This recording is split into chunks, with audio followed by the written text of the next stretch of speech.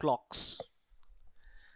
I am going to view this as a specific application of circular track racing, because you essentially have a minute hand and an hour hand which start at the same point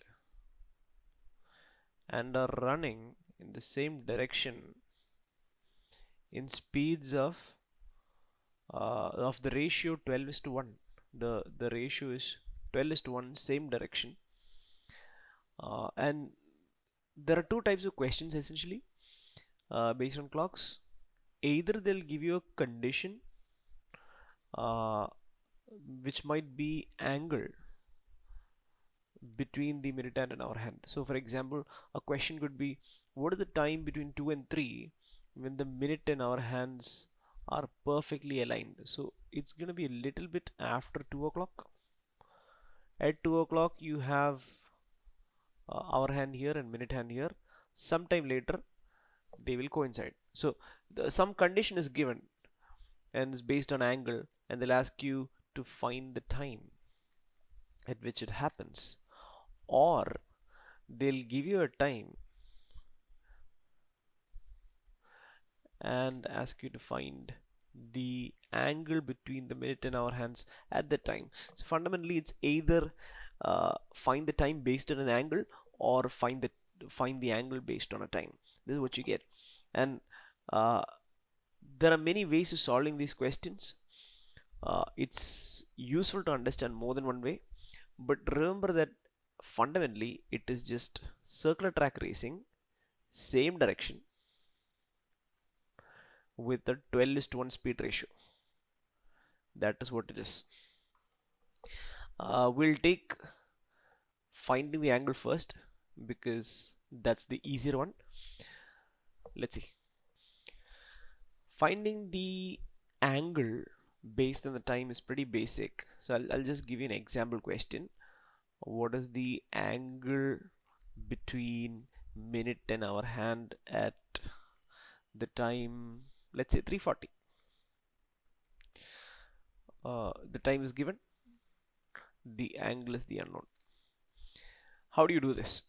For that you have to understand what are the angles involved. We have a 30-degree angle here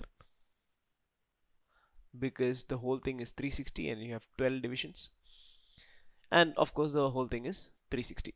So you have an hour hand which moves 30 degrees in 60 minutes, or half degree per minute. You have a minute hand which completes one full circle, or that will be 6 degrees per minute. So if you look at the time 3:40, your hour hand is going to be between 3 and 4, almost the way to 4th, and your minute hand is not there, your minute hand is there.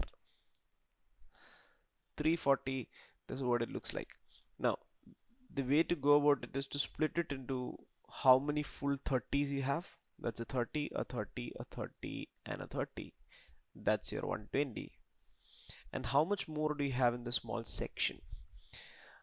We know that the hour hand would have gone from here to here in 60 minutes, 30 degree in 60 minutes, but it's only been 40 minutes.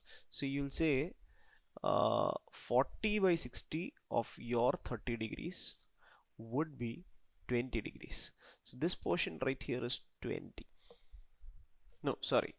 This portion right here is 20, which means that this portion here is 10. And so your answer is 120 plus 10 is equal to 130 degrees.